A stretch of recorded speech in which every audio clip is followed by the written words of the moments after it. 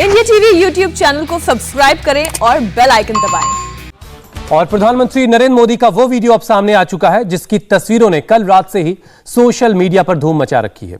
नरेंद्र मोदी कल रात 8:45 पर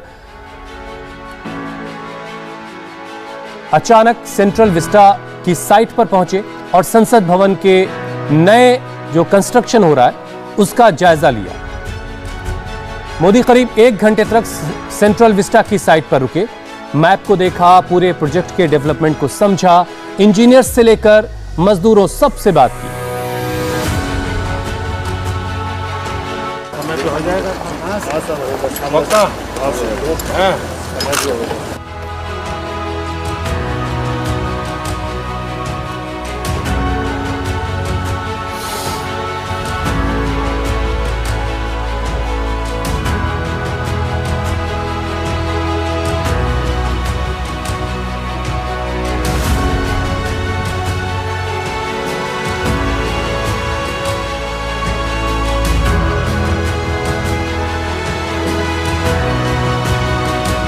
ये राज्यसभा है, ये लोकसभा है, ये मेरी मेन सजमना लड़की जो नौकरी जो है उनका सिटी में रही हूँ, बस जो है मौका नहीं बताते हैं। और प्रधानमंत्री की इस विजिट की कुछ तस्वीरें कल ही आ गई थी, लेकिन उसका वीडियो आज सामने आया। सेंट्रल विस्टा पर पहुंचे मोदी की तस्वीरें देखकर उनकी एनर्जी के लेवल की भी चर्चाएं हो रही हैं। अमेरिका के दौरे से लौटे पीएम मोदी की तस्वीरें देखकर सोशल मीडिया पर यह चर्चा शुरू हो गई थी कि क्या मोदी को थकान नहीं होती है।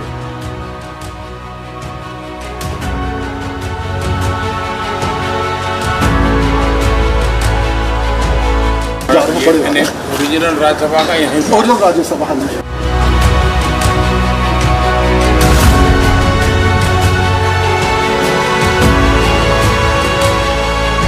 इतना बड़ा पवित्र काम आपके हाथों से हो रहा है भाई।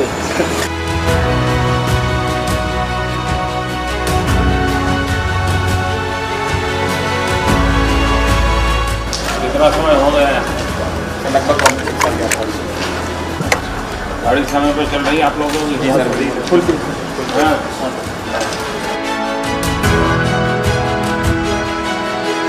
लेवल से कितना? ये लगभग 7.5 मीटर है।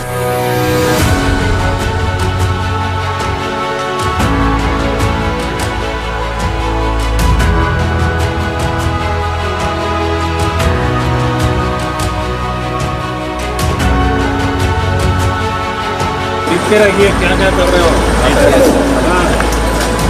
अब काम आएगा।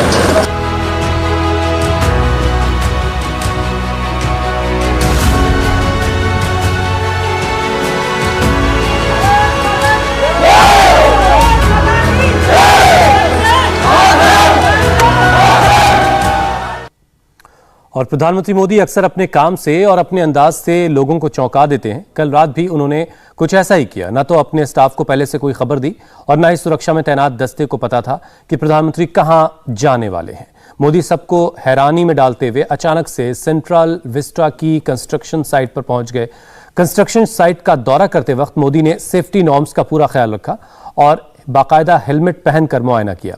यह प्रोजेक्ट पीएम मोदी का ड्रीम प्रोजेक्ट है, इसलिए उन्होंने धूल मिट्टी और रेत गारे के बीच जाकर कंस्ट्रक्शन की बारीकियों को देखा और समझा। किसी को पता नहीं था कि मोदी कंस्ट्रक्शन साइट पर पहुंच सकते हैं। प्रधानमंत्री को देखकर साइट पर मौजूद ऑफिसर भी हैरान रह गए और मजदूर भी सकते में आ गए। सेंट्रल विस्टा प्रोजेक्ट का शिलान्यास 2020 दिसंबर में हुआ था और इसकी आधारशिला खुद पीएम मोदी ने रखी थी।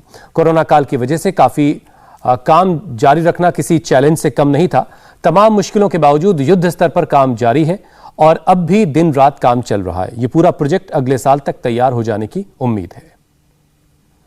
सेंट्रल विस्टा प्रोजेक्ट का ऐलान सितंबर 2019 में हुआ था। कुछ अड़चनों की वजह से शिलान्यास में थोड़ी देरी हुई। 10 दिसंबर 2020 को इसकी आधारशिला रखी गई और जिस रफ्तार से काम चल रहा है उसे देखकर लगता है कि तय वक्त पर यह अगले साल तक तैयार हो जाएगा। सेंट्रल विस्टा साइट विजिट की तस्वीरें सोशल मीडिया पर वायरल हैं और पीएम मोदी के एनर्जी लेवल की बातचीत हो रही है। अमेरिका दौरे पर उन्होंने 65 घंटे में 20 मीटिंग की, फिर 15 घंटे की फ्लाइट के बाद वो वापस वतन लौटे करीब 11:30 बजे और लौटते ही बिना रुके फिर से अपने काम पर लग गए। पीएम हाउस पहुंचकर राजनाथ सिंह और अमित शाह के साथ 2.5 घंटे तक एक हाई लेवल मीटिंग की। इसके बाद गृह मंत्री अमित शाह के साथ मोदी ने अकेले में एक और मीटिंग की जो 1 घंटे तक चली और इन तमाम मीटिंग्स के बाद वो फिर रात में सेंट्रल विस्टा की साइट पर पहुंच गए। अमेरिकी दौरा से लौटने के बाद प्रधानमंत्री नरेंद्र मोदी कल रात 8:45 बजे के करीब में सीधे पहुंचे सेंट्रल विस्टा प्रोजेक्ट का जायजा लेने के लिए। सेंट्रल विस्टा प्रोजेक्ट के तहत पुरानी जो पार्लियामेंट है उसके ठीक सामने में नई पार्लियामेंट की बिल्डिंग बन रही है। इसका काम बहुत ज़ोर शोर से चल रहा है। तकरीबन 1 से 1.5 घंटे प्रधानमंत्री यहाँ पर रहे, तमाम अधिकारियों से बातचीत की और इस पूरे प्रोजेक्ट की क्या रफ्तार है और कितनी गति देने की ज़रूरत है इसके बारे में बातचीत की। अगर सेंट्रल विस्टा प्रोजेक्ट की बात करें तो न सिर्फ ये पार्लियामेंट की नई बिल्डिंग बल्कि इसके साथ साथ जो आज तक पावर सेंटर कहा जा रहा था, नॉर्थ ब्लॉक साउथ ब्लॉक, जहाँ पे पीएमओ है, रक्षा मंत्रालय है, वित्त मंत्रालय है, गृह मंत्रालय है, इसको संग्रहालय बना दिया जाएगा, संग्रहालय में तब्दील कर दिया जाएगा और एक सेंट्रल सेक्रेटेरिएट बनाया जाएगा जहां पे अलग अलग मिनिस्ट्री के दफ्तर होंगे और लोग उस दिशा में वहां पे काम करेंगे। इसमें काम किया जा रहा है। इसके साथ साथ अगर राष्ट्रपति भवन से सीधा इंडिया गेट की बात करें तो 3 किलोमीटर का ये लंबा स्ट्रेच है राजपथ, इसको नया रूप दिया जा रहा है। राजपथ की अहमियत 26 जनवरी को हमें पता चलता है जब पूरी दुनिया को हम अपने शौर्य के बारे में बताते हैं, पूरी दुनिया को अपनी कला संस्कृति के बारे में बताते हैं। तो ये एक बड़ी चुनौती है कि 26 जनवरी से पहले इस 3 किलोमीटर के स्ट्रेच को भी पूरा कर लिया जाए। कारण जो झांकियाँ निकलती है, जो परेड निकलता है वो इसी राजपथ से राष्ट्रपति भवन से सीधा चलते हुए इंडिया गेट की तरफ। तो इन तमाम चीज़ों को ध्यान में रखते हुए प्रधानमंत्री नरेंद्र मोदी ने कल इस पूरे प्रोजेक्ट के बारे में तमाम जो अधिकारी है, मिनिस्टर्स हैं, उनसे बातचीत की और इसमें क्या प्रगति है और कितनी और गति देने की जरूरत है इसके बारे में बातचीत की। कैमरामैन दिनेश चंद के साथ भास्कर मिश्रा, इंडिया टीवी, दिल्ली।